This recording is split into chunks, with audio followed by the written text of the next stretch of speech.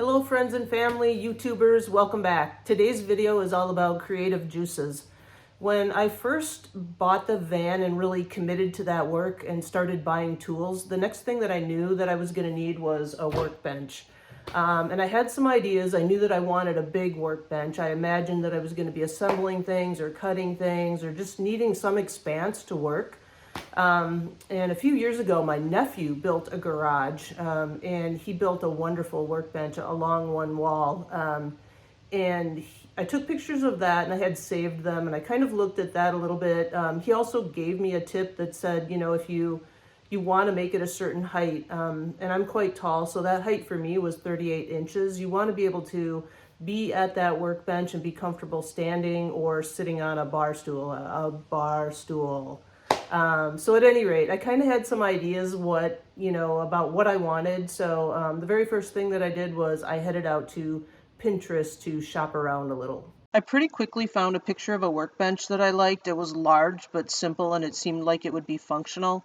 I especially liked the coasters. Now that it's built, I can actually roll it right out of the garage and right up next to the van if I need to.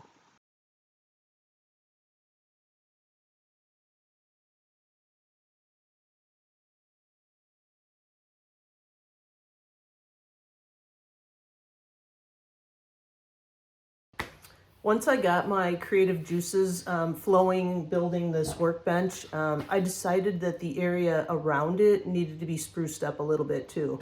And I have to provide some back history now. The house that I live in that I bought over 10 years ago was a foreclosure when I bought it. There were many things that needed to be fixed up and have been fixed up over the years. But the garage, your garage isn't your last space. You're not living in it. But the owner that was here before me they did insulate, he put up sheetrock. In some places, it's like he ran out of sheetrock and he put up press board. So it's a real mix of things, and it was never really finished. And it seems like whatever they did, they spent a lot of time in the garage. Everything was really hacked up. So there was holes in the sheetrock, and there was a lot of, spots where they had hung shelving, but the shelving wasn't here when I moved in anymore. So it was quite a mess. When I built the workbench, it displaced some of my stacked shelving that I had. I decided that I was going to sell this shelving, and I did put it out on Facebook Marketplace, and I'd like to give it a shout out to the buyer, Richard. I hope the shelves are working out for you. Then I had to decide where I was going to put new permanent shelving. Next, I just had to get started. I repurposed the workbench for a painting platform. I retaped seams, patched holes in the walls and the ceiling, spackled, and just begun the shelving build itself.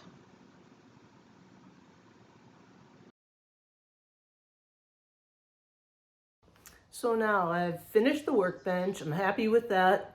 I've patched all the walls, painted the walls, built my shelves, and the creative juices are just flowing. And I get this really wild hair, and I'm like, why don't I just paint the floor too? That'll really finish it, give it a nice finished look. And I know exactly what I want to do. I want to do a checkerboard floor. So great, yay. So how do we do that? What kind of paint do you use? I don't want it to chip. Um, I don't want to spend a lot of money, etc., etc. So I've got this great idea, but what's next? Back to the internet I go. I started Googling how to paint your garage floor. Interestingly, two things came up. The first was how to get spray paint off of your garage floor, and there really weren't a lot of great answers. So right then and there, I decided spray paint it is. The next thing I found was an article by this woman who spray painted cobblestones on her front entryway, outdoors.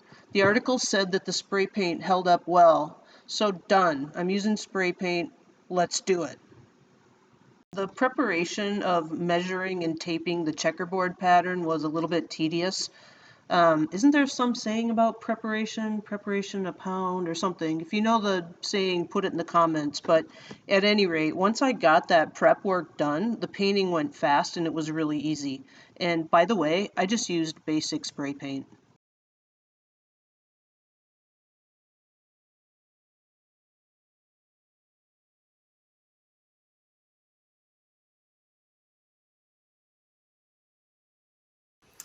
So this was a fun project and a great precursor to the van build. I got to know my tools.